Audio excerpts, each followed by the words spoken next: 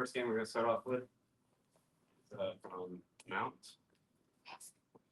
All right, so we're going to cover hips, get double unders, and our only job as top player is to maintain control of the elbows the entire time. There's no win condition.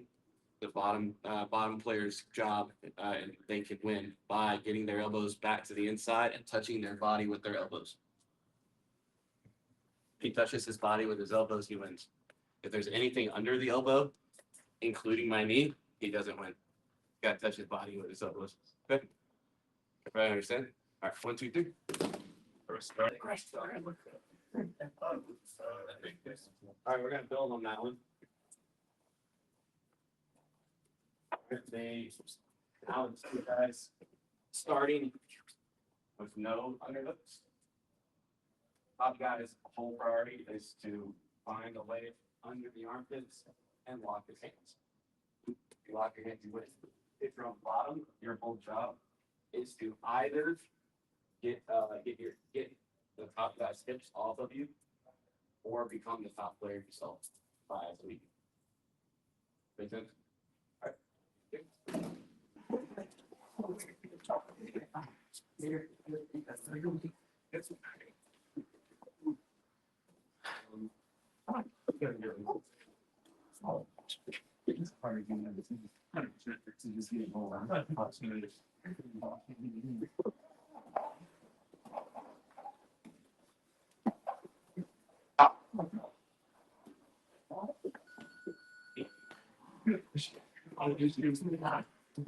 Any observations or particular strong that you felt like you were seeing like over and over? It's pretty easy to do one arm and getting the other once you got it. And on bottom, trying to get out, it almost feels like you're giving up your back sometimes. Yeah. To try to turn out of it. So. Who have you wanted to skate at least once? Yeah. Yeah. And how did you mostly find your success at skating? Two different ways: kipping and singling out a leg and getting a leg under. Were you on your back? Get one leg under. The elbow skate. Yeah. The elbow skate. That's fake. What's that? So I just fake. Right. I'm still walking. First one. Yeah, trap and roll.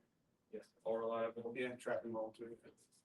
I didn't get that much. Don't forget. Yeah, So I mean, I just go for it. It's eager to. Yeah. So real quick on just heading, like, if you watch, like, if Hudson's on his back right now, right? We talked about this the other night, right? He's like the least mobile when he's on his hips and his shoulders. But if Hudson wanted to stand up and he's telling your body to stand up, what's the first thing that he starts doing? He let the load his man. Yeah, rotate. Right? Start rotating. Right? Go ahead. Then it starts building a base. And then he builds 4 points of contact before he finally gets the box drop, right? So when we want to pin somebody or immobilize them, whether it's while we're passing or while we're pinning from side or pinning from mount, the whole name of the game is how can I prevent rotation and not prevent framing, but how can I prevent how can I shut down his hips? How can I pin his shoulders to the mat and out stuff in the body? And that's all pinning. Like those three things. If I can shut down his ability to rotate, I can cover his hips, I can be chest to chest with him, and I can isolate and pin his shoulders to the mat. Then he's not going to be able to do that. Next game is we're going to start. I just want y'all to think anything about that in the next game. Okay. Next game we're going to start in side, and let's see. Yeah, next. We're going to start inside, chest to chest, with our hands locked behind the shoulder. Okay, we're going to go and lock our hands. Okay, my top goal is to maintain control or a lock behind the shoulder or under his arm. and like chest to back or chest to chest contact the whole time. And what I mean by this is as he starts to get active, if I can still find ways to maintain my chest to chest connection, or if he starts rotating out, rotating up and down, but as long as I still have my hands locked and the shoulder isolated and a chest to back connection, like chest to upper body, we're still gonna stay alive, okay? His whole job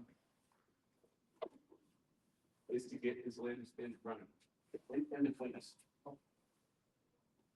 That's it. Right, make his near side knee and elbow touch, and ideally bring all the limbs to the inside to frame it in front of us. That's where retain lower. Basically, just recover a side guard. Make sense? All right. Anybody need water? All right, 1, 2, 3.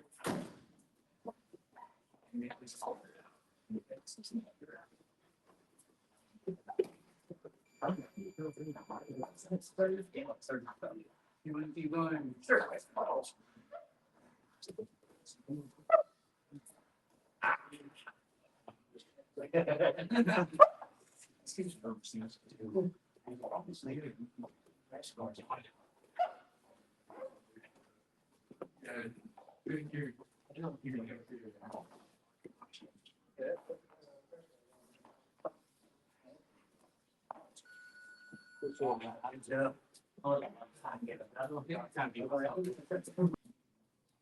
And if he wants to stay mobile, if he's flat on his back, the fundamental concepts of him retaining guard are his ability to rotate, right, from side to side.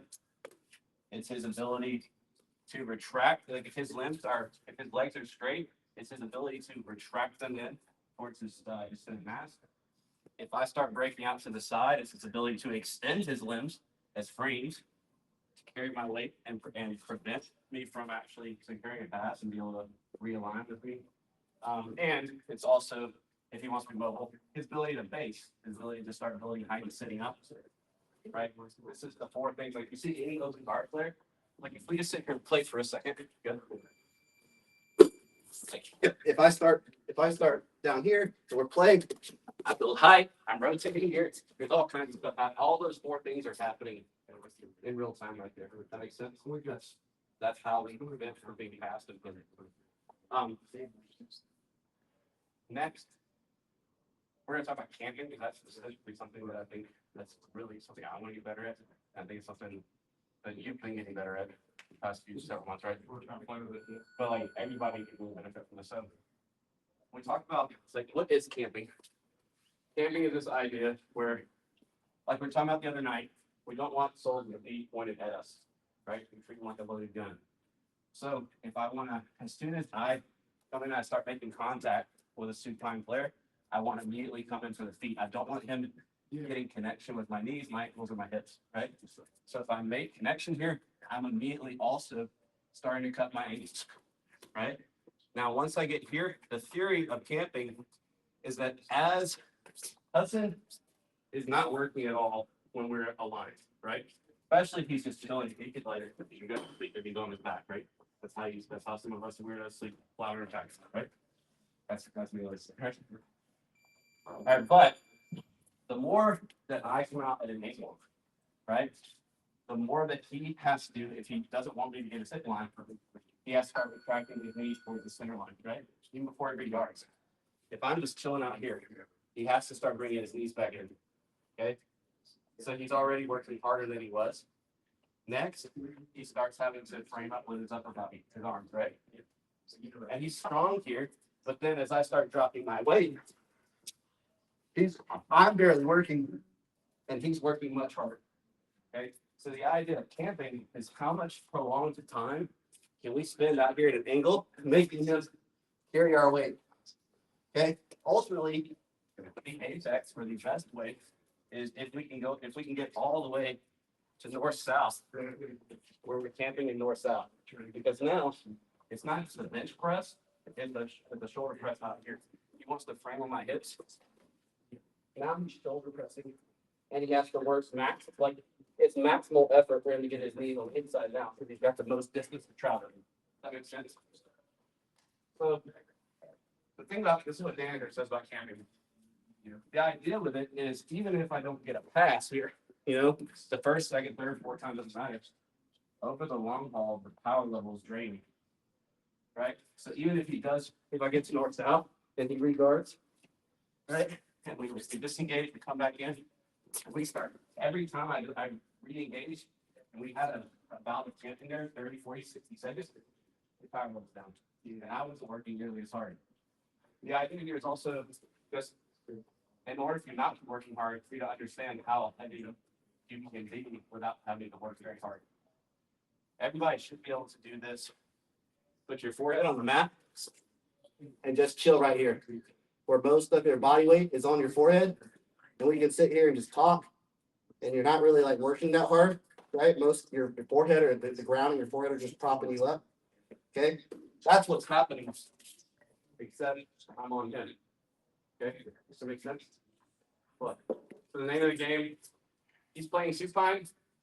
His whole goal, he can start with his feet anywhere. He chooses on my hips, knees, or ankles.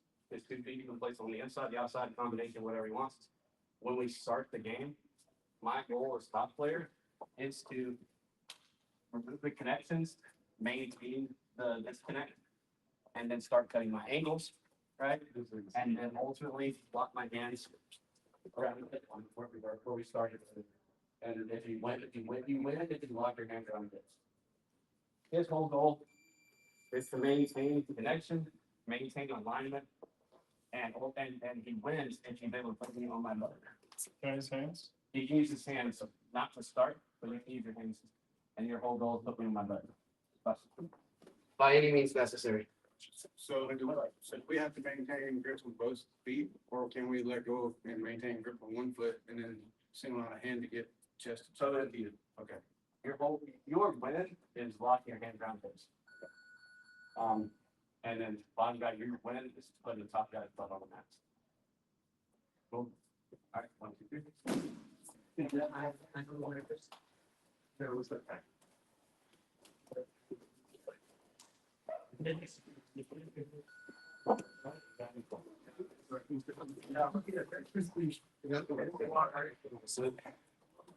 Thanks, bro. Yeah. I wish you were, guys.